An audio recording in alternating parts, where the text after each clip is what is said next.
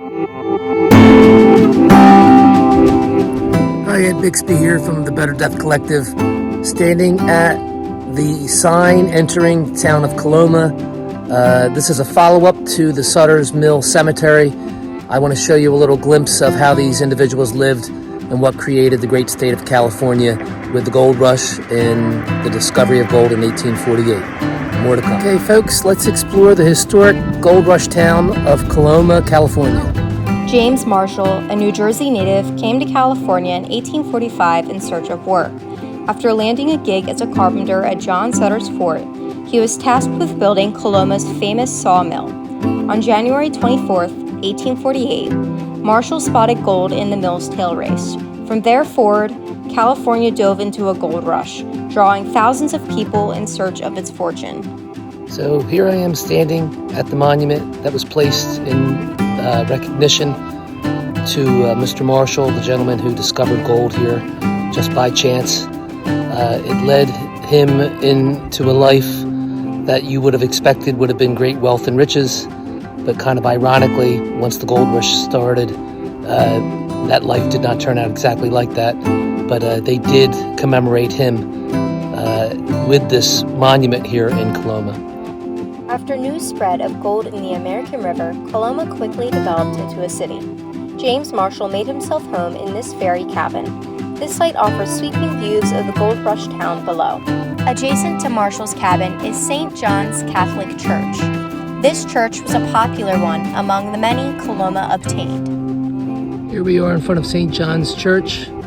Absolutely beautiful. You can only imagine what a special place this was. Here you have a beautiful view looking at the mountainside down into the town. This is really a place that you have to consider to come visit someday if you haven't already been here. It's very, very interesting. Religion played an important role in Coloma's development. At its peak, Coloma had 8 churches. St. John's conducted services between 1858 and 1925, but is still used for special services on holidays. To accompany the church is St. John's Cemetery. Those interred here are mainly immigrants that came to California in search of gold. Famous names include the Cains, Gallaghers, and Murphys, all of which being buried in family sections. 80 to 100 individuals rest here, many identifying with the Catholic faith. As you observe the graves, notice the prevalence of Celtic crosses. Many of Coloma's earliest members were of Irish descent, migrating from big cities like New York City in search of better life. As evidenced in the Sutters Mill Cemetery, many of these people who created these little communities were from other countries. And in St. John's Cemetery, it appears that most of the people here were from Ireland, so they came to seek gold and a new life here in the United States. Here below you can get a good view of the town of Coloma that runs along the American River, the site of Sutters Mill. This had popped up quite quickly as a tent city with the discovery of gold, but then turned into a thriving community. Today, now it's all a state park, even though there are private residences here. Many businesses resided in Coloma. Among them were the Robert Bell Store, selling feed and grain, the Virginia Saloon, a leisure retreat, the Wells Fargo Express and Banking Company, a bank, the Sierra Nevada House, an affluent hotel, and the livery stables, selling livestock and repairing station wagons. Mixed throughout the business district is the homes of Coloma's businessmen and their families. Freed from slavery in 1850, Curly Monroe moved to California and settled in Coloma. Here, he created the Monroe Orchard, which became very successful in growing apple and pear trees. In 1925, Curly built this home as a rental property. Similar to the Monroe Orchard, what's unique about Coloma is that it is still open to this day. Coloma's downtown still possesses a fully functioning post office, and a bakery is located in the historic Schulze building.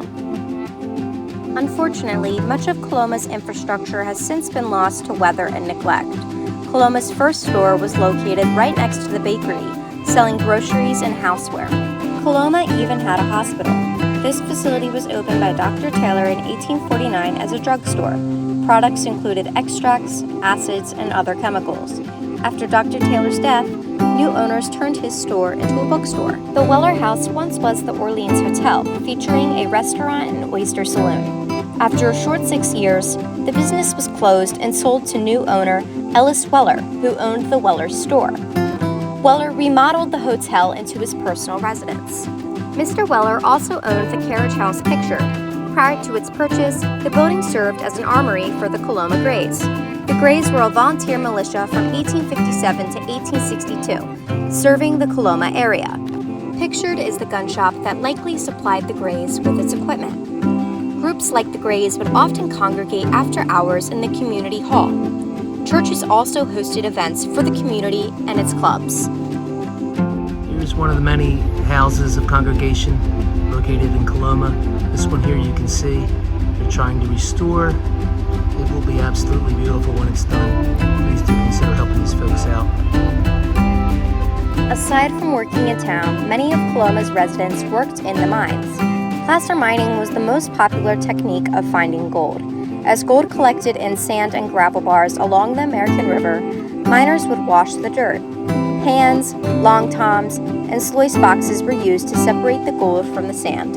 Arrastres were brought from Mexico in 1849 to lighten the load of the demanding labor.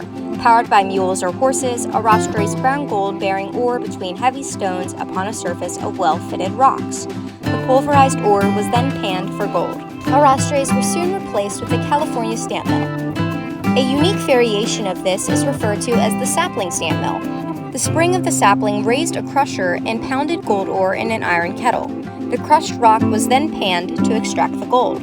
If you're interested in investigating more how mining occurred at Coloma in the 19th century, you should definitely check out the Placer Mining Museum. It is located right on the park, and it offers many exhibits from artifacts to diagrams to models to drawings, and it provides a really accurate explanation as to what the gold rush looked like in Coloma and the surrounding region.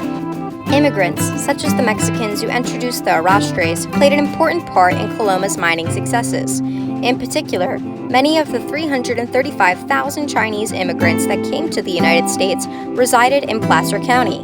These immigrants formed their own little community in Coloma, opening businesses and offering excellent aid to the Sutters Mill mining operation. Despite being the first place where gold was discovered, Coloma soon became a trading post town for other more prosperous locations that had discovered gold. Coloma was a bustling city that successes relied on its diversity. The Nicenian Native Americans first inhabited the quiet river valley to which man first laid eyes on gold in America. It is here in the heart of Placer County that James Marshall first discovered gold and ignited the booming and exciting gold rush of the 19th century. Well, I hope you enjoyed your tour of historic Coloma and historic Sutters Mill. It's Ed Bixby from the Better Death Collective. More interesting content to come in the future. Talk to you soon.